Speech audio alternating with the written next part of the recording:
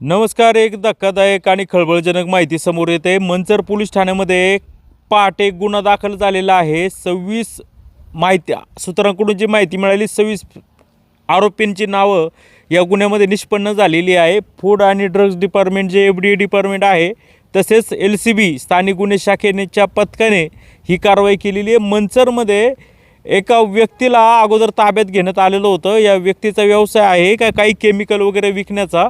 तर याबाबत जेव्हा पोलिसांना किंवा FDAला माहिती मिळाली त्यावेळी छापा टाकण्यात आला आणि त्याच्या ताब्यातून मोठ्या प्रमाणावर जे काही रसायनं आहे, भेसळ, दुधाची भेसळ करण्यासाठी ती ताब्यात घेण्यात आलेली आहेत. त्याला देखील पोलिसांनी ताब्यात घेतलं. यानंतर ही जी रसायने हे कोणाकोणाला विकतो याची ज्यावेळेस पोलिसांनी किंवा FDAने माहिती घेतली असता, तर जुन्नर, आंबेगाव आणि परिसरात अनेक ठिकाणी जे दूध डेअऱ्या आहेत, ज्या लोकल लेवलच्या दूध डेअऱ्या आहेत, त्यांची नावं समजली. तर जुन्नर या ठिकाणी अनेक डेअऱ्यांवर छापे टाकण्यात आले. आंबेगाव तालुक्यातल्या देखील अनेक डेअऱ्यांवर छापे टाकण्यात आले आणि त्या ठिकाणी हे बोगस दूध बनवण्याचे सगळं केमिकल साहित्य, फॅट कशी लागावं ह्यासाठीची काही केमिकल असतात, वेगवेगळे जी पावडर बऱ्याच मोठ्या प्रमाणावर जप्त करण्यात आलेले आहे. आता या ठिकाणी मंचर पोलीस ठाण्यामध्ये गुन्हा दाखल केलेला आहे. तपास सुरू आहे. परंतु अधिकृत माहिती मंचर पोलीस स्टेशनकडून देण्यात येत नाही. आपण जिथले आता हे वाघमोडे नावाचे PI आलेले आहेत, त्यांना आपण विचारणा केली, परंतु त्यांनी तुर्तास कोणतीही माहिती देण्यास नकार दिलेला आहे. त्यांचं काहीतरी काम चालू आहे. परंतु खूप मोठी अशी कारवाई या ठिकाणी झालेली आहे. तर याच्यामध्ये खूप बड्या लोकांची नावं आता समोर येणार आहेत.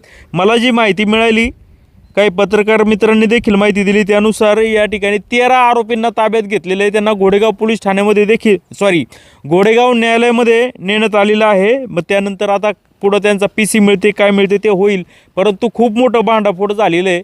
का ज्यावेळी यांना माहिती मिळाली की यांच्याकडं दुधाच्या एकदम जास्त प्रमाणावर दूध यांच्याकडं संकलित होतं आहे. मग हे दूध कसं काय संकलित होतं याची या FDAने चौकशी केली असता हे दिसले. आता बघ, जागोजागी ज्यांचे दूध डेअर आहे तिथं जाऊन त्यांची तपासणी केली, तिकडं 4च म्हशी, 4च गाया, परंतु दूध मात्र 400, 500, 600 लिटर असं ते सगळं संकलित झाल्याचं दिसून आलं. आणि हे 100% दूध होतं.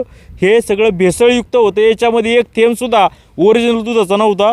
ही लोक हे सगळं संकलित करायचे आणि मोठ्या लोकांना इकडं विकायचं. त्याच्यामध्ये परत ओरिजिनल दुधाची भेसळ वगैरे करून या ठिकाणी जर तुम्ही दाखवा का या ठिकाणी LCBचे सगळे पथक देखील आलेले. मला वाटतं का या ठिकाणी जे कोण आरोपी असतील त्यांना या ठिकाणी आणण्यात येत आहे असं दिसतंय. आता आपण पाहूया नक्की घोडेगाव पोलीस ठाण्यामधून काय नक्की काय झालेलं आहे.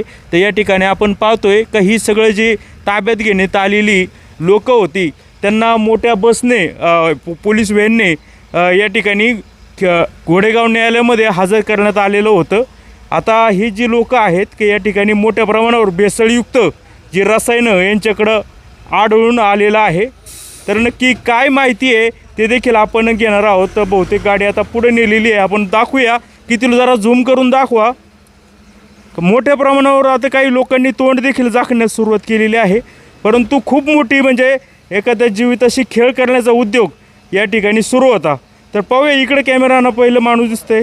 हे बघा, ह्यांचे सगळ्यांचे पोलीस बांधव आहे ते सोडून हे बाकीचे चेहरे दाखवा. ह्या लोकांना ताब्यात घेण्यात आलेलं आहे.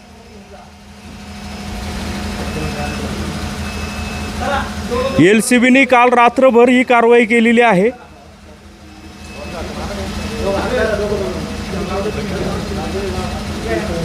हे बघा, हे बघा 1 2, हे बघा इकडे दाखवा, झूम करा, त्यांचे चेहरे दाखवा, 3 4, हे बघा.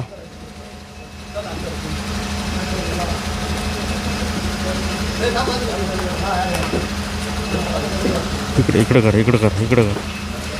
हे पहा, अशा पद्धतीने प्रचंड मोठी कारवाई या ठिकाणी आलेली आहे. तुकाराम मुंढे यांनी जेव्हापासून हा सगळा पदभार घेतलेला आहे तेव्हापासून या कारवायांना वेग आलेला आहे. आणि जुन्नर, आंबेगाव तालुक्यामध्ये आपण जर पाहतोय की आपण लहान मुलांना जे दूध वगैरे घेतो ते 100% भेसळ हे सांगून विश्वास बसणार नाही. परंतु काही वेळाने जेव्हा अधिकृत पत्रकार परिषद होईल त्याच्यामध्ये सगळं स्पष्ट होईल की कशा पद्धतीने ही भेसळ चालली जायची. आणि आपण जे दूध पितोय आपल्याला वाटतं त्याच्यावर साय तरंगते, याचं काही हे दही वगैरे बनतं, परंतु हे सगळं खोटं दूध आहे.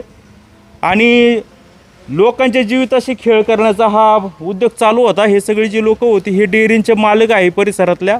आणि हे इथल्याच एका व्यक्तीकडून, त्याचं नाव अद्याप समजलं नाही, जो मेन म्होरक्या आहे, हा जो प्रॉडक्ट विकणारा, त्याचं काही वेळातच नाव समोर येईल, परंतु तो देखील बडा व्यक्ती आहे मंचरमधला. आणि आता ही काय कारवाई होते थोड्या वेळामध्ये पत्रकार परिषद होईल किंवा आपण पोलिसांना देखील माहिती घेणार आहोत. तर खूप मोठी कारवाई या ठिकाणी सुरू आहे. पाहत राहा शिवाय न्यूज मंचर.